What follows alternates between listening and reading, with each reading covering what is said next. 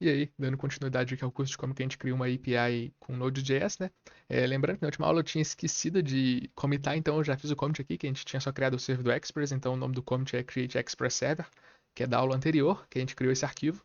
E como eu disse, né, a gente tinha criado configuração de cores, configuração de tratamento de erro aqui, e aberto o servidor na porta 3001 aqui, que está de acordo com a nossa .env.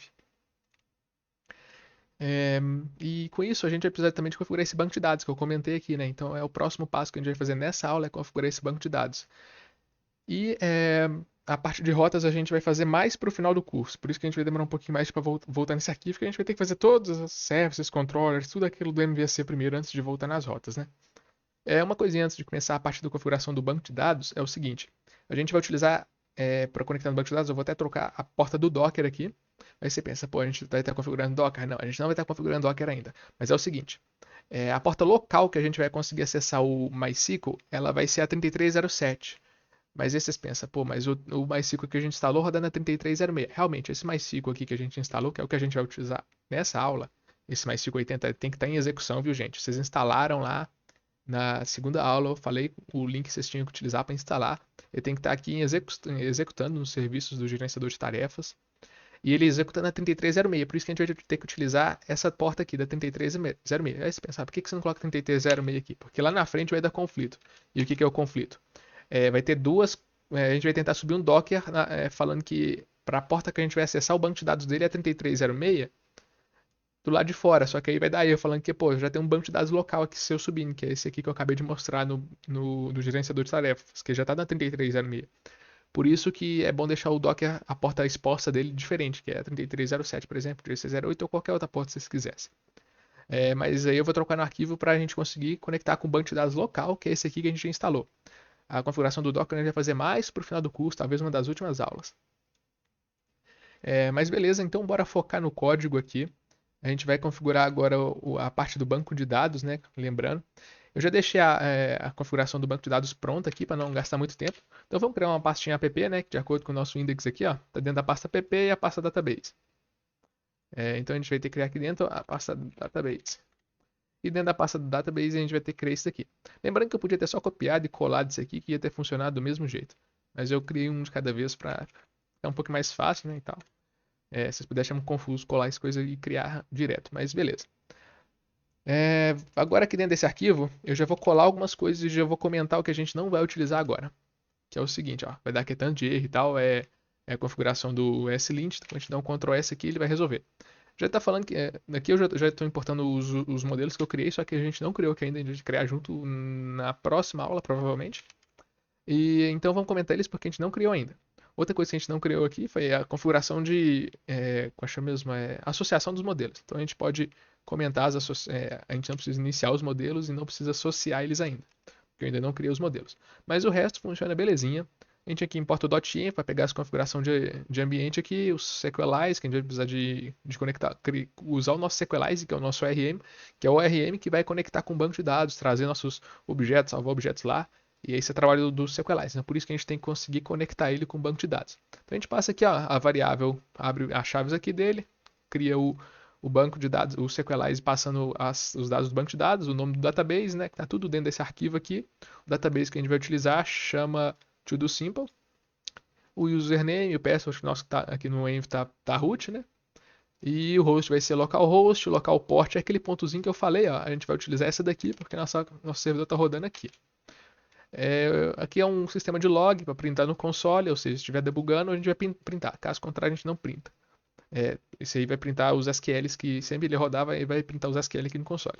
O dialeto, MySQL e essas configurações de timestamp, freeze name, freeze table name é para tipo a gente criar um modelo user e ele não criar a tabela com nome diferente, tipo user com minúsculo. Então é definido exatamente igual a gente fala lá no modelo. Tipo, a gente cria o user e vai criar users, o nome da tabela. Eu não gosto muito de trocar isso não. E aí, com isso, a gente criou aqui o objeto Sequelize, só que a gente não conectou no banco de dados ainda. A gente vai ter que criar uma função assíncrona aqui, que a gente vai chamar lá na index. A gente cria a função assíncrona aqui, e aí a gente pode iniciar, tem que iniciar os modelos aqui, mas a gente não tem nenhum modelo, então a gente nem precisa. Aqui eu deixei essa configuração apenas de informação didática, que é se eu colocar esse syncer alter false aqui, se eu colocar true, ele vai fazer sempre um drop e um recreate database. Isso seria o quê? Se eu colocar um force true aqui. É, eu vou sempre estar criando, dropando todo o banco de dados e subindo ele de novo. É bom para testes aqui e tal. Porque aí nossos modelos sempre vão estar atualizados, de acordo com o modelo. Se eu trocar tipo, um dado lá no username, agora ele não tem mais o username, tem lugar de user vai ser e-mail. Ele vai dropar tudo e subir o novo modelo, que é com e-mail. Eu não gosto muito disso, porque às vezes dá umas dor de cabeça, né? Eu gosto de tratar o SQL mais na mão, que é o que a gente vai fazer nas próximas aulas aí. E aí, beleza, agora finalmente a gente vai iniciar a conexão com o banco de dados. A gente faz o await sequelize.authenticate, vai tentar conectar lá no banco de dados.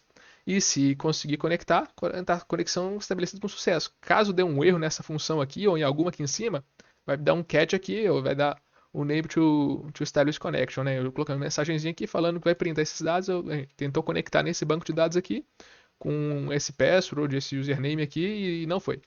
E aí ele printa o erro também. E agora o que a gente pode fazer? A gente pode vir aqui no index, descomentar o import aqui do nosso banco de dados e finalmente estabelecer a conexão. Uma conexão assíncrona, né? Deixa eu descomentei o meu comentário, né? E aí, beleza, a gente vai conectando o banco de dados. Então é aquele comando de sempre, né? npm run start. Eu posso colocar run start dev, mas eu vou colocar só start mesmo, porque a gente não vai fazer mais modificação que isso.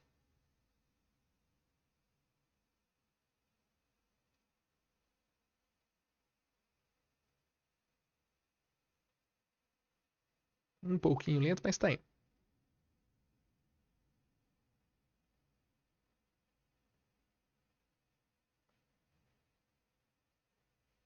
Aí, ó, finalmente, ó, printou essa mensagenzinha é, do tá ouvindo na porta tal, e ao mesmo tempo conectou com o banco de dados. Aí você pensa, pô, mas por que printou essa daqui primeiro? É por causa que a conexão com o banco de dados demora um pouquinho mais, né? E já que é assíncrona, né? Essa daqui pode executar depois. E é basicamente isso. Já está conectado com o banco de dados. Caso não conecte, por exemplo, se eu vim aqui e trocar, tipo, usar aquela local port que eu tinha deixado no arquivo, eu vou deixar ela aqui.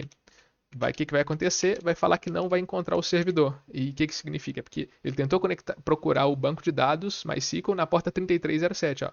Não conseguiu, ó, conexão recusada no banco de dados na 3307. Porque realmente meu banco de dados local, que é esse daqui que a gente está tentando conectar, ele, de default, né, para a configuração de instalação padrão dele, ele roda na 3306. A configuração de todo o banco de dados MySQL padrão é na 3306. Então, ó, rodando assim funciona perfeitamente. E agora nessa aula eu vou comitar isso daqui, porque três aulas seguidas, esquecendo de comitar a alteração da aula é complicado, né? Agora eu vou lembrar. Git status, criar o banco de dados, né, dentro da pasta app, e a gente modificou o index. Vou dar um commit aqui.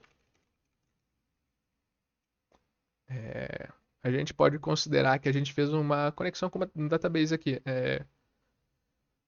Deixa eu ver, database connection.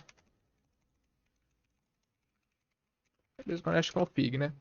E isso daqui vai ser o quê? A gente só fez isso na aula, basicamente. É só por causa que é uma partezinha bem específica, né? Que a gente só vai fazer uma vez, então por isso que eu escolhi fazer uma aula somente disso. E beleza, git push aqui. E a alteração dessa aula está pronta.